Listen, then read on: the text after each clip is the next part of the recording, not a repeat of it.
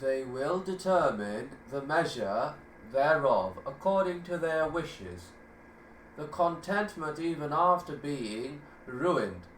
A man from the tribe of Bani left his town in search of a number of camels that had gone astray. He was away from his home for 3 days. He was a rich man whom Allah had blessed with great wealth, camels, goats, and cows, and a large family. His wealth and children were situated on a vast piece of property. Comfort and opulence surrounded him and his family, while it never occurred to them that disaster might befall them. The whole family fell asleep. One night during their father's absence, Allah sent upon them a torrential flood that propelled rocks as one would expect a strong wind to propel dust. The house was uprooted, and the absent father's entire family and wealth were destroyed after the weather had calmed. No trace of either family or wealth was left. It was as if they had never been. After 3 days the man returned to his home. He returned only to find a hollow and empty land that showed no trace of life. With the shock that he felt, it took some time to take in the fact that he had lost everything, and then to make matters worse, one of his camels tried to run away. He attempted to grab it by the tail, but with its hind legs it kicked him in both of his eyes, making him blind. Alone in the desert, the man called out for someone to take him to safety after a long time had passed. He finally heard a desert Arab answering his call. The desert Arab took him before Al-Walid ibn the Khalifa in Damascus. The man told his story, and the Khalifa asked, "How are you?" The man answered firmly, "I am pleased with Allah." These powerful words spoken by this Muslim who carried true monotheism in his heart became a lesson and moral for those to come after him. What was this moral? To always be pleased with Allah, and let one who is not pleased and contented try another way if he so wishes. Let him stretch out a rope to the ceiling and let him strangle himself. Then let him see whether his plan will remove that where he rages.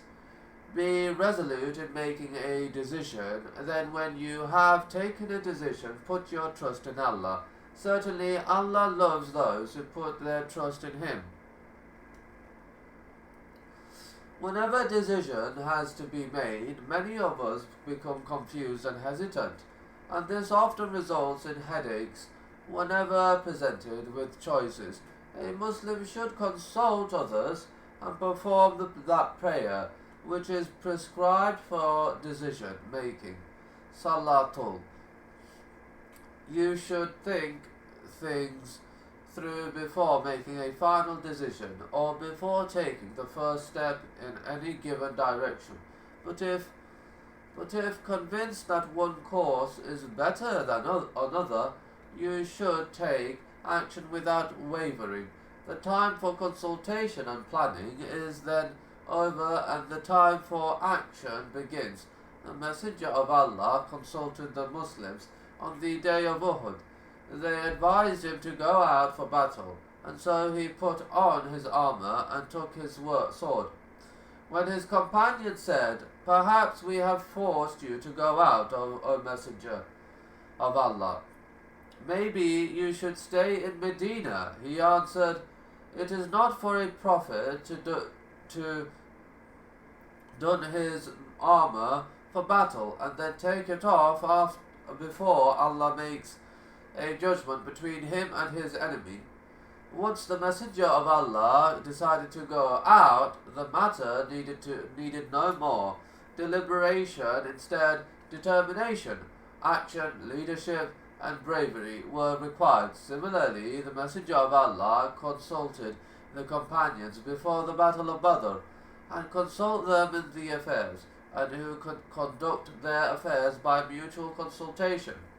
They voiced their opinions. A firm decision was made, and they then went forth to do battle. Always being hesitant is a defect in one's character, and often leads to failure and confusion.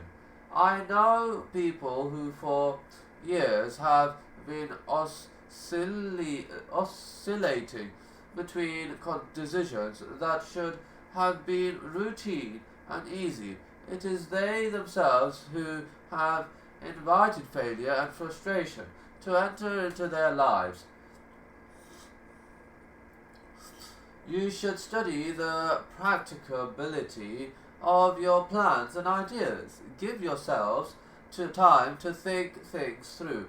Seek counsel with experienced and wise people, and pray to your Lord to guide you to the best between two or more choices. But in the end, take action and do not tarry or linger in making your decision. After the Messenger of Allah died, many of the Arab tribes refused to pay zakah, compulsory charity. Abu Bakr, may Allah be pleased with him, consulted with the people regarding how he should deal with the situation. The people, included Umar, may Allah be pleased with him, advised him not to wage war against those tribes. Nevertheless, after weighing the various arguments, Abu Bakr decided that they had to fight them. He was firm and resolute, and he did not waver in the least.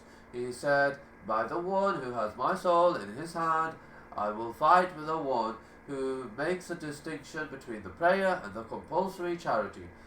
By Allah, if they refuse me the headband that they used to give up to the Messenger of